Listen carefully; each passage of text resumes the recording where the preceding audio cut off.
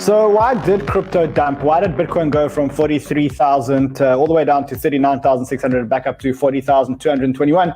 And should we worry? Is this a buy the dip opportunity? When is a good time to be getting into the markets? That's what we're going to be talking about today. And today I've got an extra special treat for you guys. I've got my good friend Vinny Lingham joining us, and it's going to be a call-in show. You guys are going to be able to call in to chat to Vinny. We're going to speak about everything to do with what's going on in the markets. We're going to speak about Nord Protocol. We're going to speak about the algorithmic stablecoin wars that are about to happen. You got His Excellency Justin Sun entering the algorithmic stablecoin game. You've got USN, which is Nord Protocol, entering the algorithmic stablecoin game. You've got UST now dominating the algorithmic stablecoin game.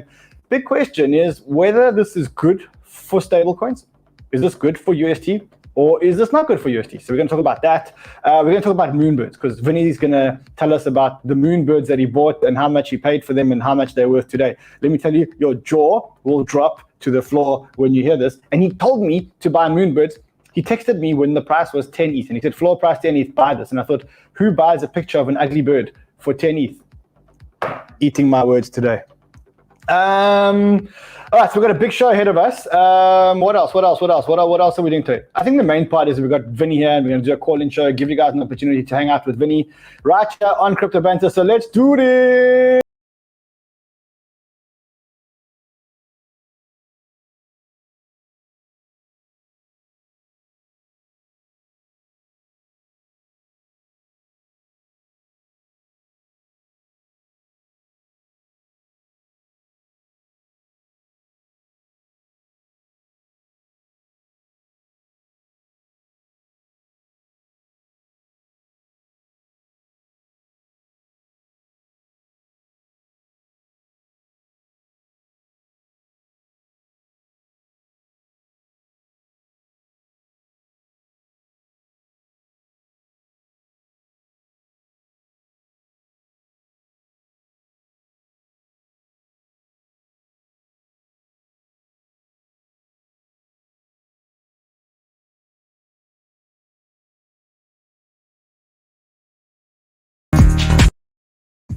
Yo, guys, it's Friday. It's a different kind of Friday. It's not a banter Friday. We were going to do a banter, but Yatsu prefers to do it next week or the week after. So we're going to have Yatsu for you guys next week or the week after. But this week, we've got a great treat for you guys. We've got Vinny Lingham here with us. You guys are going to be able to call in, chit-chat to Vinny just after we're done with all the news. Oh, that's very loud. Let's get that out the way. Let's make that disappear. Yeah, we're also going to be talking about the Bitcoin price. We're going to be talking about why the Bitcoin price did this. I mean, that's quite quite weird, quite crazy. Like you go from 43,000 all the way down to 39,600 in the span of 1, 2, 3, 4, 5, 6, 7, 8 hours. So 8 hours, the price went down. Why did the price go down? Is it a good time to be buying? Is it a fundamental reason why the price went down? I think I've got the answers for you guys today. We're going to be doubling someone's portfolio. I can't do another 10x. We've had 2 10x's. 50x. No. I mean, we got killed yesterday. We gave away 10 grand yesterday, 10 grand the day before. All right, today's the last time I'm going to do a 10x this week. And it's also Friday, this week. All right, so we'll do a 10x of someone's portfolio, but remember, only up to 10 grand. If you want to be in line for that, there's a ByBit referral link below. Click it, deposit money into your account. Also, I'll show you how today, if you do sign up for ByBit, you can get up to $4,000 sign-up bonuses. And I think the sign-up bonus is actually paid in Luna or something, because they said it's like you get it in Luna. I don't know exactly how it works. We'll talk about that. What else? Oh, algorithmic stablecoin wars. His Excellency Justin Sun now in the game. His Excellency Justin Sun is now in the game. We're going to be talking about that. So, big show. If you're new to the channel, subscribe. Smash the like button, tell everyone we're here. Let's get this show on the road. Any guesses as to why the price of Bitcoin did this? Idan, do you know why Bitcoin did this? I've heard rumors about... So the smart people in the room, the smart people in the room, what they did was they watched our Crypto Banter Shorts channel earlier. And if you did watch Crypto Banter Shorts, if you did subscribe to Crypto Banter Shorts, not only would you have got Kyle Dupes' chart of the day, but you would have known why crypto was down because I did speak about it earlier. So what you got to do is you got to subscribe to Crypto Banter Shorts because that's where we drop news as it happens. It's quick news. It's micro doses of crypto content. But for those of you who missed it, what happened wasn't isolated to crypto. So you had the price of Bitcoin up here at 43,000, and then 8 hours later, let me show you the chart. Why didn't anyone tell me I'm not showing the chart? 5 producers in this room, and no one saw that. Are you? Hold on a second. Are you watching the show, or are you surfing porn there? I'm just doing Miles' tile. Do you want to share your screen so we can all see? You can see it. Okay, so 43,000. We were at 43,000. We went down to 39,000. We're at 40,000 now. It wasn't isolated to crypto. It was actually a much bigger thing. It was around the stock market. The stock market, also the Nasdaq, which was at 14,300, is now also down at 13,500. That's an 800-point drop, or close to an 800-point drop in a span of 2 days. So what happened? Well, I'll tell you what happened. We got Fed Chair Powell speaking, and he was speaking at the last opportunity that he has to speak before the quiet period, before the Fed meeting on the 4th of May. So this is like the last time that Fed Chair Powell is allowed to speak. And what we're seeing now is we're seeing a game of chicken between the Fed and investors. It's the same game of chicken that Shamat spoke about here on this video. You'll remember. I think that we're playing a very dangerous game of chicken with the Fed. And you can kind of summarize it in the following way, which is that, 3 or 4 months ago, we only thought that there was going to be a handful of interest rate increases. And increasingly what has happened, the market has remained so resilient that the Fed has sort of put out more and more data as the data has justified them being a lot more aggressive. And it kind of crescendoed this past week where they basically said, listen, we're going to move by 50 basis point increments for the foreseeable 2 or 3 rate hikes, and we're going to start quantitative tightening. So remember, Chamat spoke about that. And what you heard there is you heard that at the time, we were pretty confident that the Fed was going to increase by 50 basis points at the next meeting, which is happening in May. And we were pretty confident that it was going to happen again at the Fed meeting in June. Yesterday, Fed Chair Powell comes out and speaks. He speaks at the IMF and World Bank spring meeting. It's not the spring break meeting, which I thought it was. It's a spring meeting. I did think that Christine Lagarde and Powell do go on like some kind of spring break, wearing Speedos and bikinis and going out to parties, but it's not. It's not the spring break meeting. It's a spring meeting. And this is what he said. We need it for financial stability, so we must do that. The market has 3 50 basis point hikes coming at the next 3 meetings as of this morning. Is that reasonable? So I try not to comment on specific market pricing for things, but I will just say this: at our last meeting, and this was in the minutes from the meeting, many on the committee thought it would be appropriate for there to be 1 or more 50 basis point hikes. Are you one of those people? I don't disclose my own. He doesn't talk about his own preference. I try to lead the committee, but so I think markets are processing what we're saying. They're reacting appropriately generally, but I wouldn't want to bless any particular market pricing. The thing I want to say, though, is we really are committed to using our tools to get 2% inflation back. And I think if you look at, for example, if you look at the last tightening cycle, which was a 2-year string of 25 basis point hikes from 2004 to 2006, inflation was a little over 3%. So inflation is much higher now, and our policy rate is still more accommodative than it was then. So it is appropriate, in my view, to be moving a little more quickly. And Okay, so now this is where it gets super interesting. So we just heard that 50 basis points, some of the members of the Fed actually wanted in the last meeting. Where it gets super interesting now is he says he thinks it's appropriate to front load, which means that have more interest rate hikes sooner, to front load the policy. Listen up. I also think there's something in the idea of front end loading whatever accommodation one thinks is appropriate. So that does point, that points in the direction of 50 basis points being on the table. Certainly, we make these decisions at the meeting, and we'll make them meeting by meeting. But I would say that 50 basis points will be on the table for them. Okay, so 50 basis points is on the table, which is exactly what we've been actually forecasting for the last couple of months. Not only that, we have been looking at this chart, and this chart's always had a 50 basis points for May almost confirmed. After Fed Chair Powell spoke yesterday, it is pretty much everything but confirmed. 97.9% that we're getting a 50 basis point rate hike in May. And then June, 89.7% chance that we're getting a 50 basis point rate hike in June. And then July, which is the third meeting, 87.5% that we're getting another 50 basis point rate hike. So, I mean, it's pretty much priced in. There should be nothing new here, but it does seem like the market, let me show you this. It does seem like the market is overreacting to this. And the reason why the market's overreacting to this is because as we get more and more institutional money into the market, they don't see Bitcoin as a digital store of value. They see Bitcoin as a speculative venture capital type play. And for as long as they're seeing Bitcoin as a speculative venture capital type play, they're going to price it like a growth stock.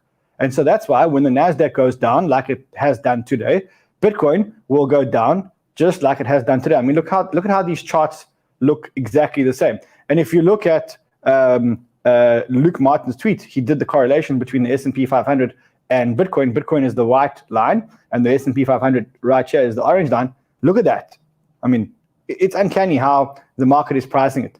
So that's where we're at with the Fed. That is what moved the market yesterday. We've got the Fed meeting on the 4th of May. I wonder if anything can happen between now and the 4th of May. I don't know. Let's see what Vinny thinks. Vinny, what do you think? Is the 4th of May now the big day? Wag me. All I can say is wag me.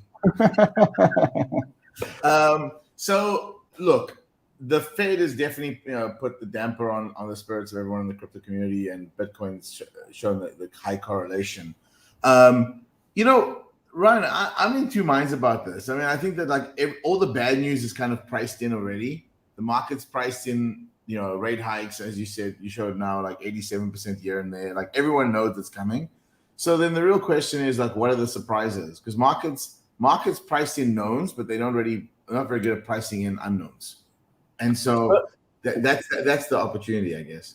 So one surprise that we may get is we may get a 25 basis point rate hike. I don't think we're going to get a 75 basis point rate hike because the US has only done that. They've done a 50 basis point rate hike back in 2000. And it would be completely unprecedented for them to go above 50. I mean, just 0.75.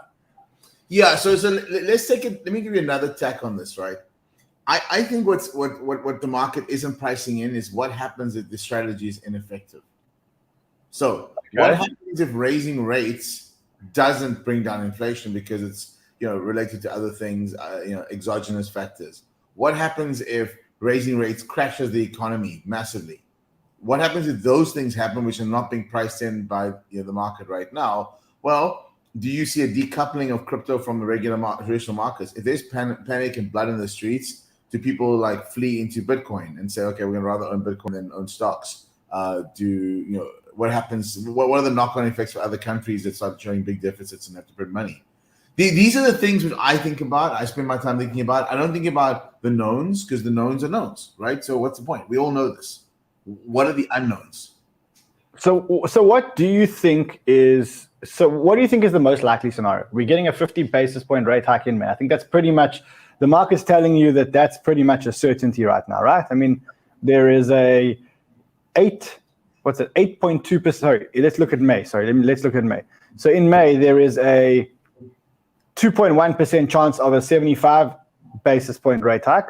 There's a 0% chance of a 25 basis point rate hike, and there's a 97.9% chance of a 50 basis point rate hike. So I think the market's telling us that there's a 50 basis point rate hike coming right now, right?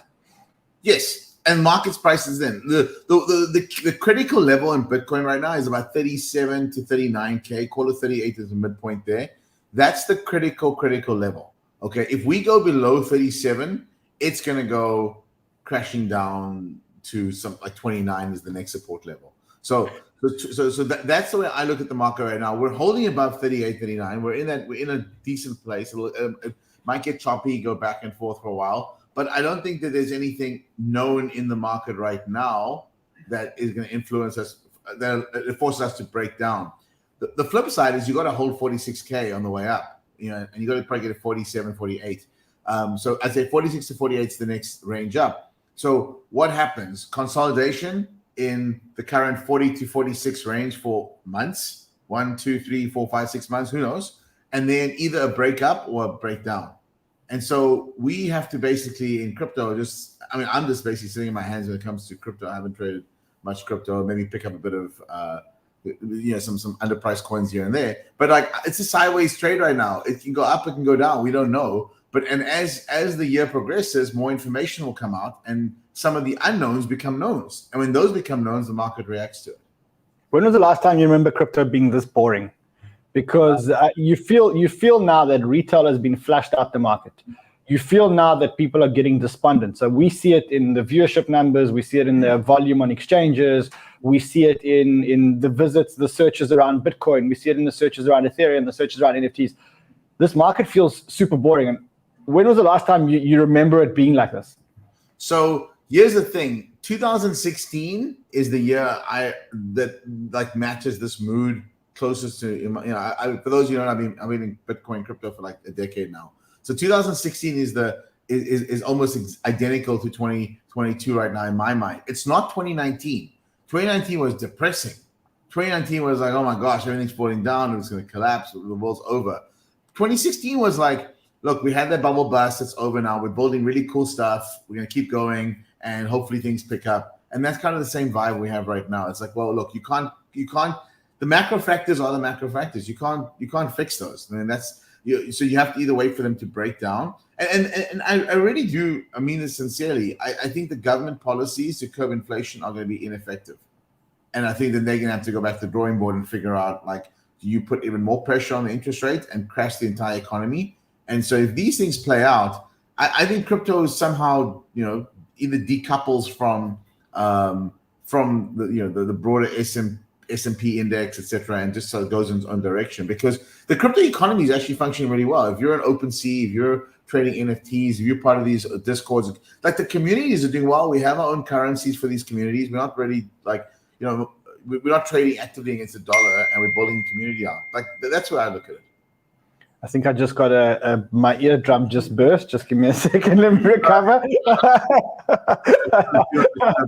Sure. It came in the one side of my brain and came out the other side of my brain.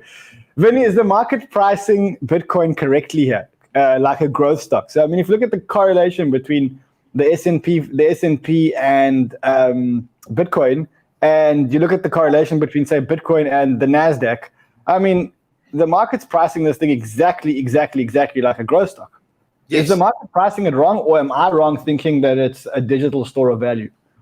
So I think there's a couple of things here. I'm not a big fan of the digital store of value narrative, but that's what Bitcoin's become. It's this digital store of value that basically runs as the backbone of crypto. I think that the utility stuff that's coming out, Solana, Ethereum, etc., is a lot more interesting for me in terms of economy building. But keep in mind, Bitcoin is the most liquid crypto market in the world. Most liquid. You can move $100 million without moving the price, literally, on a global scale, which is there's a lot of value to that. Now, what's happened is there are some very sophisticated bots, AI, machine learning tools that have looked at and indexed the S&P 500 and maybe even a particular subset of the S&P 500, and then looked at the movements and how it correlates to Bitcoin in real time. And they are those movements. So what they say is, like, oh, S&P's up 5%, Bitcoin should go 5% up, and then they buy it up and they arb it, and then they can, so you can actually make money by like shorting S&P and whatever, buying Bitcoin or vice versa, and coming up with cool hedging strategies if the price is set out of certain bounds. So the reason for this high correlation, in my opinion, is more because of all the bots doing arbitrage and the trading, proprietary trading algorithms with large amounts of fiat doing arbitrage. Now, at some point, the peg breaks. And when the peg breaks, is the run of the bank, so to speak. Now, the peg won't break on the fiat side, but it may break on the crypto side. And then Bitcoin goes through another step function run. So Dan Moorhead from Pantera, he came out and he said that usually Bitcoin decouples from markets 75 days into a downturn or something like that. Now, we're way past the 75 days in the downturn, but do you think that we're waiting for that decoupling moment that's pretty imminent? Well, remember, the new money has to come from somewhere. Okay, so even though the markets turn down, on the broader equities markets turn down, people have lost a lot of money there. They don't have the cash sitting in their accounts. They've lost money on Netflix. They've lost money on who knows what else. And so when you're buying GBTC or these things that are traded, you use cash that's in your account. And if the cash is not in your account, you can't buy it. So it's such a smart observation that it's the same traders that are losing money on Netflix and losing money on Peloton and losing money on all the meme stocks that were investing that money into Bitcoin and into crypto. And now that they don't have that money, they're not making that money. Well, where's the money to invest in crypto? Yeah, that's exactly it. So here's the good news. Like every day that goes by, we get closer to the next halving, which basically reduces the supply of Bitcoin. It's already very low, but we're also seeing a lot of the on-chain data showing that Bitcoin, levels are very, very low. At some point, there's going to be a step function, change, and Bitcoin's going to go to the next level, whether it's 85, 125, 200, who knows? It's gonna happen at some point because these Bitcoins are getting pulled out of circulation. They're getting put into cold wallets and storage on a daily basis. And it's just happening. It's going to happen. But it is step function. There's a certain tipping point when this happens. We've seen it happen many, many, many times in the past. I don't think that. I think anyone investing long term is not too worried about the short term volatility right now. Just cost average in whatever strategy you want to have.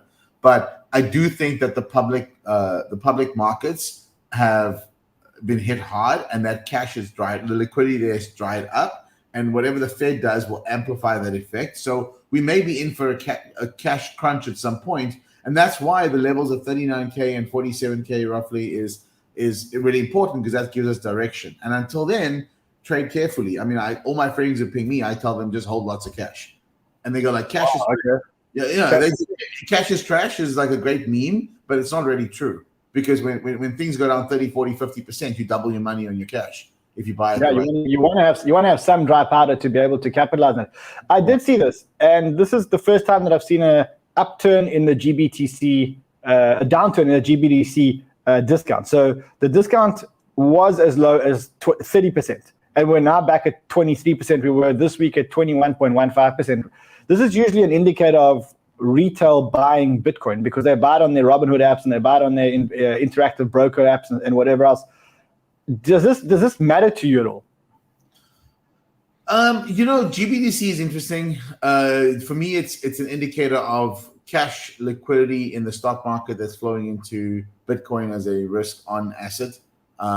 It's not an indicator, and that's just very US-centric because only US traders really trade the GBTC markets. And also a lot of long-term holdings, people putting into their 401k, etc. It doesn't tell the picture of what's happening in the rest of the world. I mean, we've got a war happening in Eastern Europe. Like what escalation can happen there, what de-escalation can happen there. What are people doing to get their money out? When the war broke out, I was actually kind of surprised that the Bitcoin price didn't go higher because there are a bunch of oligarchs that, like, if they've got money in any US linked bank, it's going to get frozen. So I was surprised at there was they did buy, didn't they? We did. I think we did see it. I'll try and get through the stats here, but we did see them actually buying a lot. Yeah, but not as much as I would have thought. Okay. I mean, probably a fair observation. All right, let's move past macroeconomic stuff. Let's move to stuff that's way, way, way more important than macroeconomic stuff. Hold on a second. This is important. I'm in suspense. My favorites. My pets. Okay. So I know you don't like me sharing our personal conversations, but I think this one I can share. You texted me. You texted me over the weekend, and you said to me, buy Moonbirds. And they said to me, floor price at the time was about 10 ETH, 8.7 ETH. And you said to me, buy Moonbirds. And I went to see it, and I saw these ugly birds. I mean, really the ugliest art that I've ever seen. It looks like a mix between CryptoPunk and owls. These things are fucking trading at 56.5 ETH floor price. What are people buying here? What is this? So, okay. So and when I text you stuff, when I tell people to, like, friend, I consider you a close friend, and I don't do stuff. I won't tell you to do stuff I'm not doing. So when you asked me what the mint price was, I said 2.5, but it doesn't matter because you can only get one, right? And I was buying at 9 and 10 already. So it wasn't like I was telling you, hey, go in, I wasn't trying to pump my bags. No, for sure. I mean, every time you've told me to buy something, it's gone up. I'm not taking that away from you. Yeah. But what am I buying here? I mean, so I get that this is created by the same guys that did Proof Collective or did Proof. I get that Proof's got a floor price. I mean, I'm not sure what the floor price is today. 135 right now. Wow, so that also doubled in the last week, so to speak. Yeah.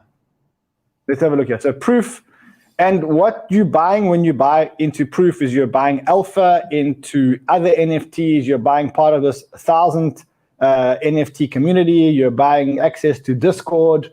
You're buying community, right? Yes. So the Proof Collective was started by Kevin Rose probably 6 months ago. I was one of the initial owners of that 933 that's there. And I only have one. And I probably could have bought more, but like there were just not that many for sale, and the owners don't want to sell. And now these things are worth, what 200 grand each, 300 grand each. But no more. They were 400 grand. Yeah, it's a very exclusive group in the sense that there aren't a lot of these things in supply. If you want to get into the group and the Discords and get access to, like for example, Moonbirds, anyone who had a Proof Collective got to mint 2 Moonbirds. Okay, the raffle was 50,000 people trying to get 7,500 birds, and so you had a 1 in 5 chance, basically 1 in 6 chance of getting it. And so, but what Proof's done is they've gone and worked with a whole bunch of collections where we get priority waitlist on anything really, and anything that they think is worthwhile, because this is these are diamond hand holders. I mean, if you're sitting with one of these things for 139 ETH and not selling at these prices, it's diamond hands, especially since you probably bought them at 1 or 10. It was at 80 ETH. It was at 80 ETH over the weekend. Yeah, but look, the problem with Proof really is that there's just no supply. So, and nobody wants to get out of the group. So that's the issue. So, okay. So I saw someone say this is a VC thing. It's not really. This was a community that formed. Kevin, happens to be a VC from True Ventures. I think they may have put some money in. I tried investing in it. He didn't take any money from me. He didn't raise any further capital. So, but what Proof did was they created the notion that you can have this community of Moonbirds, 10,000, and these birds. I mean, they're launching, I think, nesting today, so you can nest it. You can effectively stake these things for a while, and then it gives you access to a whole bunch of benefits. And when big NFT collections come along, there are ways of saying, hey, Moonbirds with the crown can get a free allow list, etc. So they're basically they're creating a curated group of NFT buyers, and I think it's pretty valuable and interesting. And it's more about what I guess I trust and believe in Kevin and the team and Ryan, and I think they're doing an amazing job so far. So it's the best NFT project I've seen. It's the one that I've invested the most in. And by the way, when I say, like, I bought these on secondaries. I meant it like. Oh, you told me. So I want to ask you, so is this a way of the VCs raising cash for a new venture? And I mean, is this venture of theirs, is this just a way for them to raise more money for this exciting venture of theirs, and they're using Moonbirds as a way to represent shareholders?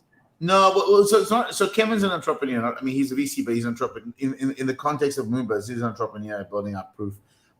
Obviously, if you look at what Yuga Labs has done and the $4 billion valuation they got recently, and what they're doing, I mean, there are going to be a number of these big media companies in the next 5 years that are built around access tokens. Now, with a Moonbird, you'll be able to go into a certain concert if you have a Moonbird or whatever. They're going to have special. They're basically building a community around owning this NFT is token representation of being part of a community. And maybe it's discounts, maybe it's access. But he's really said on a couple of podcasts, and he's been public about this, they're trying to build real utility into Moonbirds. And I actually trust that they will execute this. So this is the one project I actually have a really high conviction for, and the team. And I'm diamond handing all my Moonbirds. Okay, so tell me about the best Moonbird you bought. You mentioned one to me on our chat.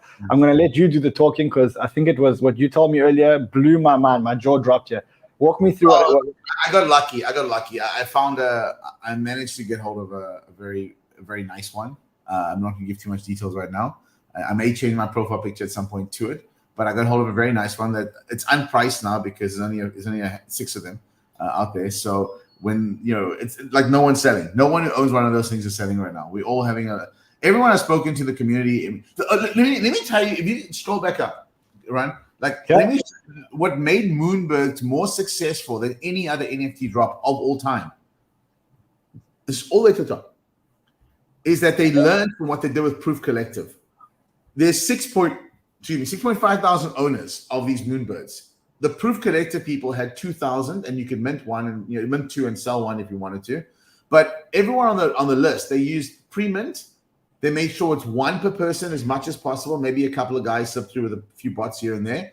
But for the most part, 99% of this was fairly distributed and allocated at mint price. There were no bots buying up these things and then obbing it. So people who wanted one bought one for 2.5 and are just holding it. If you look at the wallets, I've done some analysis on analytics, 70% of the wallets aren't even trading these things. They're just holding it. So that takes all the birds out of the float. Now, this contrasts very differently for other NFT projects where it's basically bots buying the stuff, scalping them, secondary markets. And so, I mean, there's another project I'm involved in called Explorers. We're launching in June, and we're dropping 100,000 NFTs for free, high quality NFTs for free to everyone. But we're going to have bot protection in because we want to have a really big community and kind of one per person as well. That's the future of NFT drops. Getting the bots out of the system is critical. Yeah. All right. So, guys, if you want to call in and you want to ask Vinny questions, you want to chat to Vinny, let's drop a link. The link is on my Twitter at CryptoManRan. It's also in the bottom here. While we're waiting, Vinny, have you been following the progress on, well, first of all, the progress on UST and how UST has been growing, the Lunar UST, and then the wars that are starting to, the algorithmic stablecoin wars that are starting. So now you've got Luna with UST that's got a $17 billion in circulation. You've got Near, who's launching USN, and they're talking about a 20% APY on USN to attract people to start using USN. Also an algorithmic back stablecoin. And then yesterday, His Excellency, because you're not allowed to call him Justin Sun anymore, you have to say His Excellency first, because he's now His Excellency. He said he's launching USDD with a reserve of $10 billion. I mean, what are your thoughts on all this?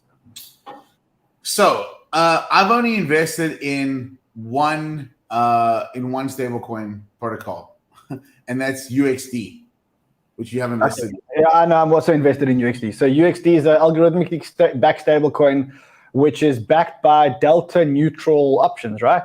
That's correct. And for those of you who don't know, I mean, we won't go into the technicals. I know it's a big audience. It's a capital efficient protocol. Users can issue one UXD with one USD worth of assets without a requirement of over collateralization, etc. Now, the reason this is important is this over collateralization and using things like Bitcoin and anything else, when the peg breaks, it collapses. Okay, there's a run of the bank. And that's the risk in stablecoins. I will not put my money in any stablecoins other than USDC and effectively UXD. Even UST. I mean, even UST. That's got so much. I don't trust. I mean, it's not that I don't trust. I mean, look, the teams are all working hard, but I've been around for long enough to see what happened. I mean, remember Basis? They collapsed. Yes. It wasn't a bad collapse. It didn't even launch. Basis didn't even launch. Right? And I've seen a lot of these stablecoin protocols come up.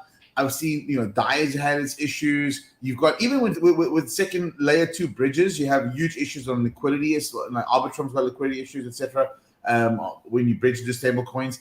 I'm not a big fan. So look, I'm a good actor. I'm US citizen based. I don't have to worry about, hiding my money from the government. Maybe I do, but I'm not worried about the US government coming after me. With the amount of money that you have, you could never hide it, because even if you try to hide it underground, you'd build a mountain. You know what I mean? So, not quite. There's a real image of Vinny hiding his money in Las Vegas. You see, that's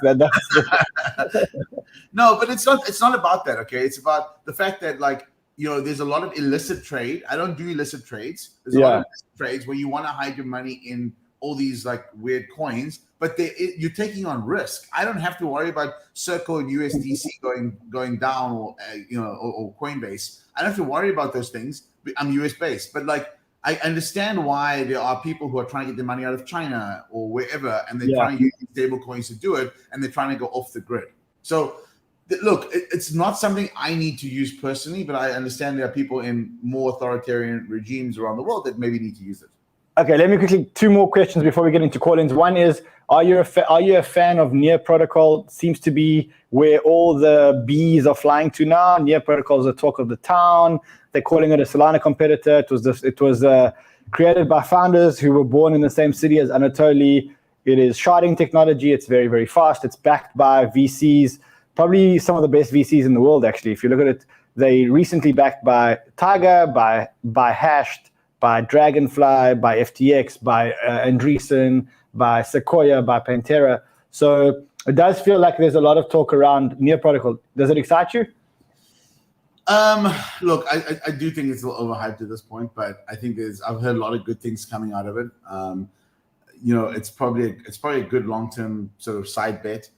I'm pretty long Solana, and I've actually gotten more excited about Ethereum, I'd say, in the past year, where I think it's basically going to be a two-horse race between Ethereum and Solana. I wasn't a big Ethereum fan for a long time, but Ethereum's come a long way, and the community's really grown well. So I would say Ethereum and Solana for me are the two front runners, and they're going to duke it out. And the reason I look at top two is if you look at every major technology industry, etc., there's always this duopoly: Xbox and PlayStation, and maybe you get a third player like a Nintendo or something. You get Android and Apple in terms of the phones, Microsoft and Apple on desktop. Amazon and. Well, Amazon is more of a logistics play than a technology. Okay. I'm talking about like consumer technology platforms. Google and. Well, Google. Well, for what part? Google's it's Alphabet. Yeah. Okay. Because I'm product category basis, right? On a product category basis, desktop computing, mobile phones, PlayStation sort of consoles. You often find, like, even in telecommunications, it's AT&T and Verizon. So what happens is you find these in very large industries. There's a consolidation. There's economies of scale. This is all economic principles. Like, duopolies just form naturally because the best products and services go to the people making the most money, able to reinvest in those things.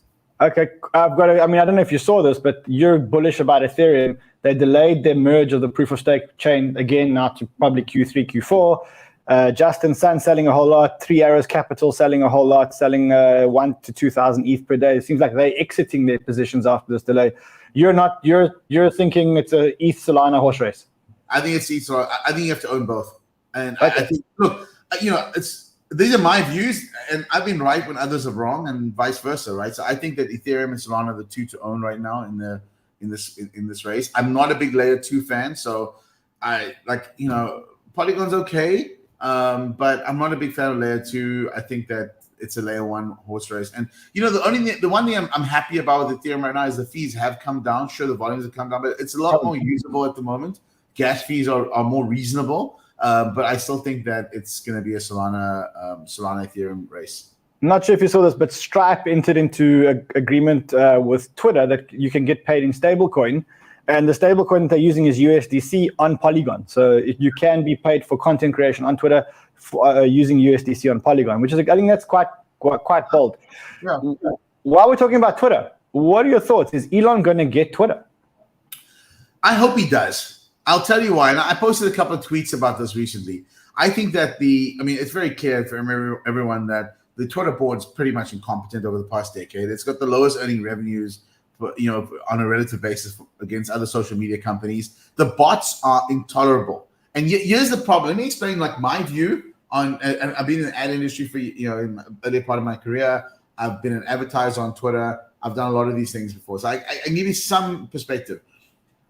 If Twitter had to cut out all the bots, they would lose all these impressions that they're basically flouting to advertisers. And when advertisers lose impressions, they think reach goes down. When reach goes down, rates go down, and it's a downward spiral. So now they can't charge as much money. Their revenues go down. Then they have to give a guidance sort of call at a board level, at a company level for the street. And then their stock price gets hit. Everything tanks. Then they lose employees because the stock option's underwater. They do not have the wherewithal to do the right thing at Twitter, which is to get rid of bots. They don't have it. Because they don't want to lose their jobs as board members. They don't want to, it's just, and conflict. Yeah. So all they're doing is they're bandaging the wounds on Twitter, and they're trying to just keep everything afloat. Like, this is the wrong way to do it. Elon should buy the company, take it private, focus on getting rid of all the bots, all the scams, all these things which he's promised to do. And then even if Twitter's reach goes down from 200 million people to 50 million, it's 50 million real people. You're not advertising to bots. And Twitter's board refuses to do this. And look, I've developed a relationship with some of the bots on my thing. They're pretty cool bots. Yeah. Let's listen to Jim Cramer because he had an interesting view. Now, I think Musk has them in the following way, which is that, look, we're going to, if he drops, the stock goes after what we saw with Snap, stock goes to 33. So you want to be responsible for that drop to 33, then go ahead. But I'm going to walk away. So I don't know. I mean, you got a real process board there. I mean, really great. We still don't even know who's the actual negotiator. But you have a chairman who is not going to let that stock go to 30. He's not. So he thinks that Elon's going to get Twitter. I must say, I think that the board's going to delay it and look for counterbids. I think the board knows that with other suitors, they may keep their jobs, but with Elon, there's no chance.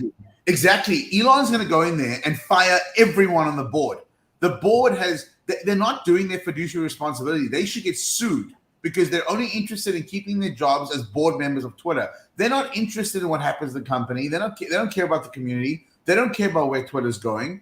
So this is the problem right now, is that the board is trying to save their jobs. And it's not, in some cases, maybe it's about the money. It's generally not. It's, getting fired by Elon is probably more embarrassing. So they don't want that. Parag is the first one.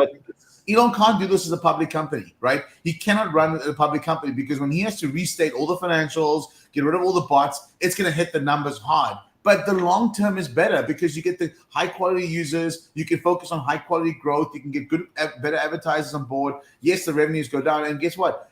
Elon doesn't care if he has to go lay off half the staff and he has to rebuild the company from scratch. He doesn't care about the money in the short term. The guy's got enough money. He wants to build a better product and a better service for us to use. All right, let's open up the lines. I saw Lindy Duvenacher said that he does want to get rid of the bots. I thought Lindy Duvenacher was actually a bot, but now I can see she's not. All right, let's get the lines open. Remember, let's get quick to the point. Cameras on if you want to be called up, because we'll need to see that you're actually a real person. You're not a bot. We don't want bots on our show. All right, let's go. Question. Let's keep them short and sweet because we've got about 20 minutes left. Brian, hi, man. Where are you from? I'm from Fort Lauderdale, Florida. Amazing, man. I love that city. Your question to Vinny or me? Well, yeah, either one of you. I know, Vinny, how you said how you're picking Solana and Ethereum as like your PlayStation and Sony or Microsoft.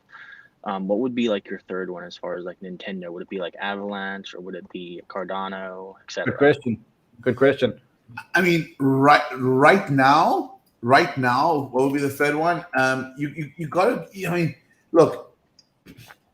I think Avalanche is probably there as the third one. I'm not that hard on Polkadot.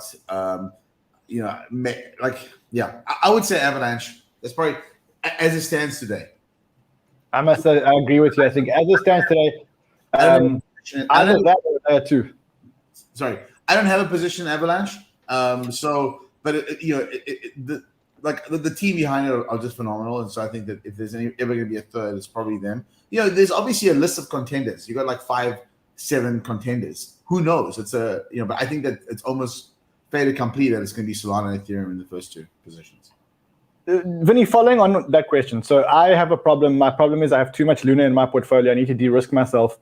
So I've been de-risking myself into Solana. I've now got too much Solana. So I've got too much Bitcoin, too much ETH, too much Solana, too much Luna. I need to reduce. Where do I put the money? Where would you put long-term money? And when I say long-term money, I'm not looking to go into high risk. I'm looking to keep the risk profile of my portfolio relatively stable. Where would you put the money? Are you 20% cash? Yeah, got 20% cash. Let's call it that I've got enough cash. I've got enough Bitcoin. I've got enough ETH. I've got enough Solana. I've got enough Luna. Where else do I put money? It's a good question. Right now, when I look across, I mean, obviously, my favorites out there like Render, etc. Filecoin, I think Filecoin is super undervalued right now. I mean, it is cheap. If you look at the numbers, the fully diluted on Filecoin way too big for me. I'll tell you that much. Yeah, that doesn't matter as much because it's 20 years from now, 18 years from now. It doesn't matter. We got Jason on the line. Jason, where you from, buddy? Hey guys, I'm from Cape Town. Good to see you. Hey man. Yeah, how's it, man? Come to the office, bro. You should come to the office. Why are you phoning in? Just come in. Just come visit us. I'll do that. What I want to actually mention is that I don't know if you guys have heard of a protocol called Laxo. It was created by the founder of ERC20, Fabian Vogelsteller. He's created a new protocol called ERC725. It's an identity protocol.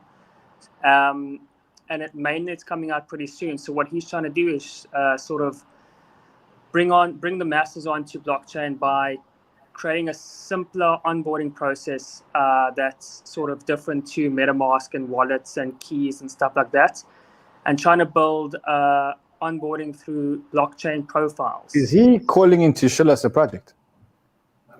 I mean, are you calling into Shillis a project?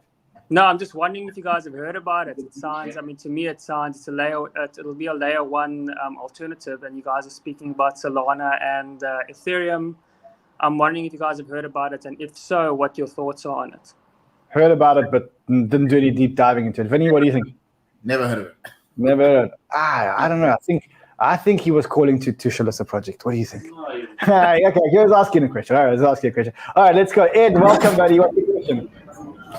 Hey, how you doing? Thanks for having me. Rand, your show is awesome. I've only gotten into the crypto space about a year ago. What really got me to your show, apart from the content, was that get the F out the bed, bitch, go track. That gets me going every single day. Let me tell you something. I swear to God. I love that. I even got my son into it. He didn't like it at first, but now he loves it. So that's people love it. You know, we try to get rid of it. And people say, bring it back. Don't. That gets my day. That and coffee is what starts my day. All right, talk to me. What's your question, buddy? So, I'm just getting into the space like about a year ago, and it's going pretty well. And I'm very interested in this whole thing, the stablecoin thing with TRX. Now, I don't know Justin Sung prior to last year, so I'm missing out on a lot of his antics, whatever. But I like TRX. I'm holding a bag of TRX, so I'm wondering, what is your non-biased opinion about this whole stable coin thing that he's doing? Vinny, do you have an opinion? I'm going to mute you just because we can hear your family in the background. Oh, it's at the airport lounge. Oh, okay. It looks like it's a great party there. Airport lounge. Vinny, what do you think of Justin Sun, TRX, and his chances of hitting a stablecoin? I mean, look, I'm skeptical because I think that there's a whole bunch of unresolved legal action against Justin, and you don't want to be putting money into a coin where the CEO of the company is, in jail and the keys have disappeared and something goes wrong. And like, guys, I've been in crypto long enough to be like in the world where it's almost like everything I do is trust this. If I were to trust someone about it, then I'm like a little bit more skeptical. And there's some cases you have to trade off trust a little bit, and that's fine. But when the moment you start off with like, I don't know what's going on here, and this doesn't look, copacetic, and I don't put money behind it. I must say, my views are Justin Sun was very early in the space. He's exceptionally smart. He must have made a lot of money, but I don't think he's focused on it. I think his excellency. He's a diplomat now, and I don't know. I think he thinks he can buy his way into anything, and it doesn't work like that. He tried to buy BitTorrent. I haven't heard of BitTorrent since. I must be honest. He said he's going to put in a bid for Twitter. Where is the bid? I think Justin Sun's everywhere, nowhere. You ask me, I'm not going to put my money in there because I know that when Algorithmic Stablecoin depegs, you will see your backside. Boom. And you will see it fast. It goes from 100 to 0 before you can sneeze, and there are no buyers, and everything stops working, and the bridges stop working, and the exchanges stop accepting it, and it's vicious. I've seen it happen with Bean last week with what's called Bean, right? Bean, I lost money on that stupid thing because I was invested in a pool which was mixed with Bean. It's a shit show. Don't do it. Ed, have a good flight, buddy. And Ron, I'll add to that. Like people in crypto, just keep this in mind, okay? You're already taking on a whole bunch of risk being in crypto, okay? Crypto is risky. So be careful when you start compounding risks. And I agree. There's obviously there's regulatory risk, there's execution risk, there's technical risks, there's all these risks that can happen. When you start taking on 1 or 2 risks, maybe it's okay, and maybe the returns are great. When you take on 5 risks, you're probably gonna lose your money. Agree. All right, Dylan, welcome, buddy. Where you from? What's going on, man? I'm from Pittsburgh, Pennsylvania. Brilliant. What's your question? I have more of an idea that I would love to share with you for gaming and for everything. More so of invention for like user-friendly databases. Pretty much just a scanner on with Microsoft or on a system or a console. So if you're playing an in-game game and you want to buy wheels or whatever for your car for the game, you can literally use your phone, scan it, and have it be paid for instead of buying a token, to swap it to another token, to get it to, into the actual game, to be able to buy the NFT and actually use it. And where would you get the QR code or the scanner that you need to be scanning? We could either use the Lightning Network, anything, Cash App, anything. I mean, it would just be. Oh, so you mean using a QR code as a payment mechanism, basically? Yes, but actually having the scanner on the console. So if they're playing the game, because like with what's it called, Luna 1 coming out, there's going to be the systems actually playing in it, and there's going to be Oculus, Sony and Xboxes and whatever. And I think that if the part of the problem is a lot of people are not able to actually figure out where to get these coins and figure these things out. But if they are able to, thank you, ACR, whatever you are. Yeah. Vinny, what do you think? Because we're going to get some people got like 10 minutes left, 5 minutes left. Vinny, what do you think? I mean, I don't know enough about the consumer hardware console space. I just know a lot of people don't know shit about how to get these tokens, and like I'm in the US, so it's been hard enough for me. So it's it sounds like a good idea. I mean, I don't know much about it either, but it does sound like a good idea. If we can be in contact, I'll message you, buddy. Cool, buddy. All right, I'm trying to get to as many people as possible. I've got Black Banter. Yo, Black Banter. Yo, how are you? Good. Where you from? I'm from Sweden, Nigerian, but from Sweden. Oh, as good as I see you, man. Yeah, thank you. My question is, after I saw Miles' message on Twitter, I sold a lot of my AVAX, XJO, PNG stake. I mean, Miles, you make people sell. Yeah, okay. And I want to know your thoughts about the long-term future for AVAX. And I want you to talk about the Parachain, Polkadot Parachain, because I invested in that a lot. Now Polkadot doesn't look like it's looking good. Oh, you're talking about Kusama? I don't think, Vinny, you take this one. Are you talking about Kusama? Polkadot. No, I'm talking about DOT. Oh, honestly, I've stayed out of the Polkadot ecosystem very much. It's taken. The problem is, guys, like I get impatient, and when something's been developing for 7 years, like Lightning and Kusama and Polkadot, I was like, Solana was up and running in 3 years, and the guys crushed it, and the speed of execution is just second to none. So I look at Moonbirds. I mean, the speed at which these guys execute. I think in technology companies and products, speed is everything. Okay, speed is everything, and not just the speed of transactions, speed of development.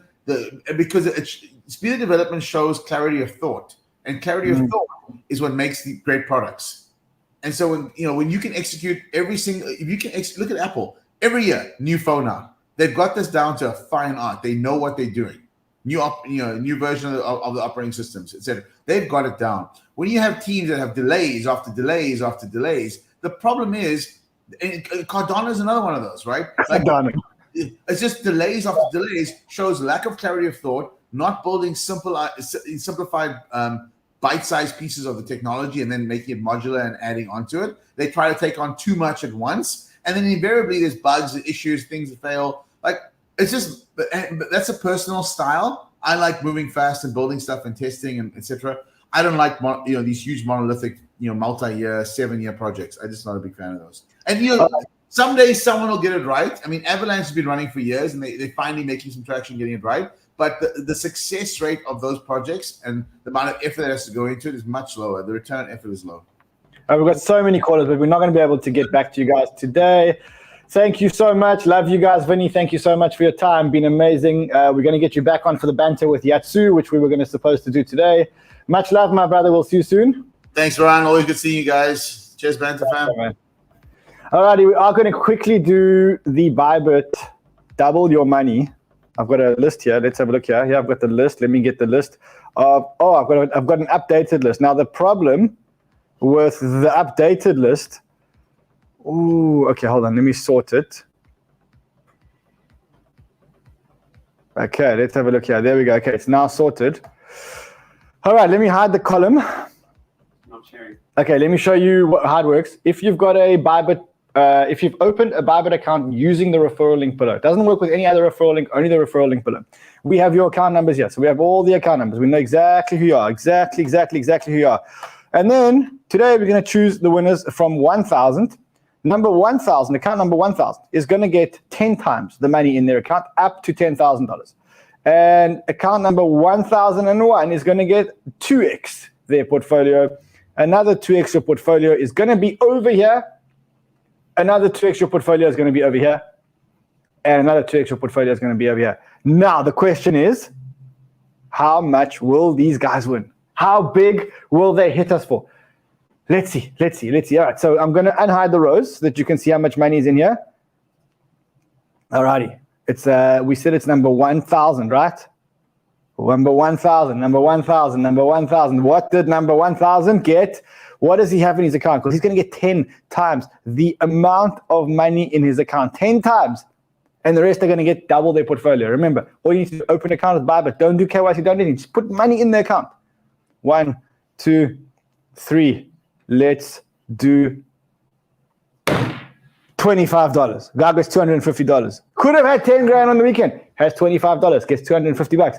And we're going to double this guy at 135. Double this guy at 24. Double this guy at 73. $2.